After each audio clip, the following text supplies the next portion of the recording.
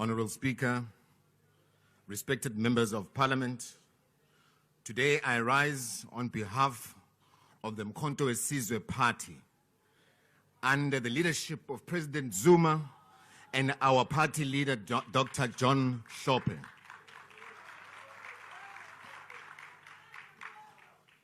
Honorable Speaker, I believe this bill, in fact this vote, perpetuates economic inequalities and fails to address the needs of the majority of South Africans, particularly the most disadvantaged communities in the rural areas and the poorest of the poor, one of those being Shawelo.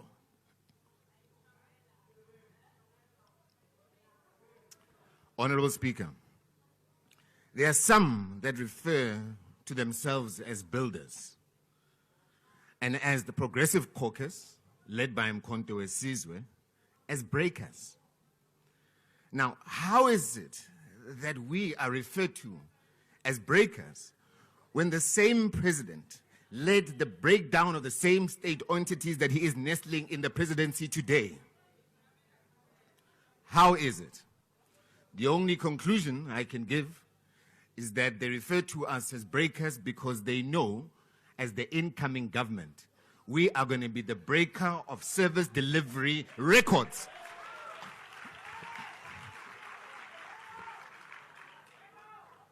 They refer to us as breakers because we are going to break the barriers of poverty that have continued to impoverish our people for the past 30 years because of this constitution that is unconstitutional.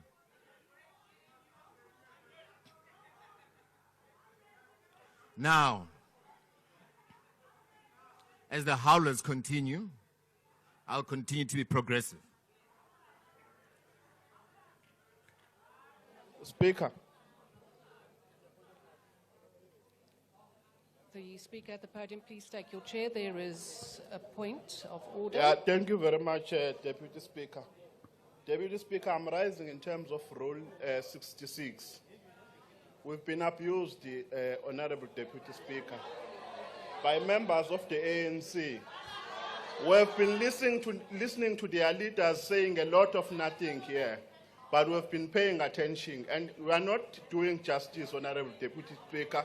We are not protecting the Speaker there. Can you kindly protect the Speaker? Honourable Member, I have been listening, and the Speaker at the podium was quite audible, and there have been, let's say, some noise from all the sides of the House, so your point is not sustained. Speaker at the podium, please continue. Nice try. Mr. President, 30 years ago, you were part of the same negotiations that led to the formation of the Government of National Unity off the back of a crisis, which was apartheid. In the same negotiations, being the chief negotiator with these racists, you led the conclusion of a constitution that we today find ourselves with, that continues to favor the few and continues to exclude the downtrodden people. It is for exactly this reason, Mr. President, that we are calling for the change of this constitution that you negotiated 30 years ago and that continues to protect the few.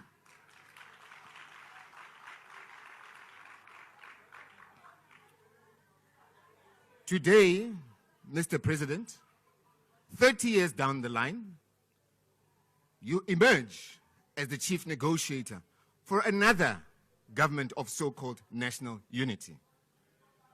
Now, wouldn't you say, Mr. President, that being the case with your emergence is in effect a perpetuation of what has transpired when what started 30 years ago?